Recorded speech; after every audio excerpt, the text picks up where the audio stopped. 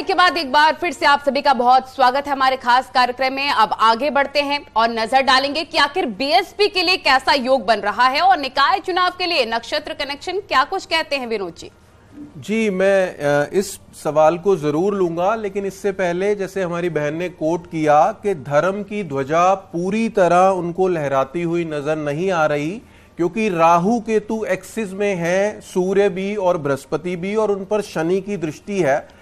ये बात बिल्कुल ठीक है, लेकिन साथ ही हमें ये ध्यान रखना पड़ेगा, ज्योतिष के कुछ पुराने शास्त्रों में ये बात पढ़ने को मिलती है कि जब भी चंद्रमा राहु का जो नक्षत्र हो शतभिषा, वहां से जब गोचर करता है तो बृहस्पति को और सूर्य को ग्रहण का दोष नहीं लगता और बृहस्पति को गुरु चंडाल का दोष नहीं लगता। इसीलिए हमने 90% भाग्य का जो सूचांक दिया था बीजेपी को, अगर ये राहु यहां ना होता तो जाहिर सी बात है कि फिर वो बिल्कुल आगे बढ़ते हैं और जल्दी से बात कर लेते हैं बीएसपी के ग्रह तारीख क्या कहते हैं कल के नतीजों को। जी बीएसपी के लिए मैं कहना चाहूंगा, क्योंकि जो मायावती जी की उपलब्ध पत्रिका है उसमें उनके चंद्र राशि का स्वामी शनि ही है और कल शनि और चंद्रमा एक साथ हैं, ये विष योग बना रहा है।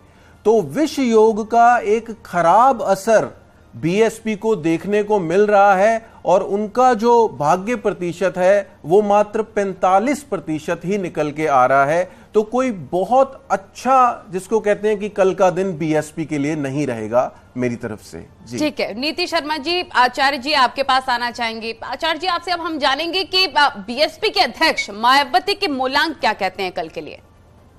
जी देखिए, जो मायावती हैं सुप्रीमो हैं बहुजन समाज पार्टी की, और उनका जो डेट ऑफ बर्थ आता है वो 15 जनवरी 1956 आता है। 15 को जब हम ऐड ऑन करते हैं तो 6 अंक में शुक्र के अंक में आता है। उनकी व्यक्तिगत कुंडली में शुक्र की जो प्लेसमेंट है वो अष्टम भाव में है और अष्टम भाव कर्क लगन उनका बनता है। वहां पे एक्वेरियस साइन यानी कि कुंभ राशि में उनके शुक्र विराजित हैं। शुक्र यहाँ पे कर्क लगन की कुंडली में लाभ भाव के और चौथे भाव जो आपकी सामाजिक प्रतिष्ठा को भी दर्शाता है। जब भी कोई समाज के प्लेटफॉर्म पे काम करता है तो उसके कारक आके अष्टम भाव all of a sudden losses और गेन्स को दिखाते हैं। वही कल की जो अंक बनता है, राहु उनकी कुंडली में पंचम भाव में विराजमान है, लगन को और भाग्य भाव को देख रहा है।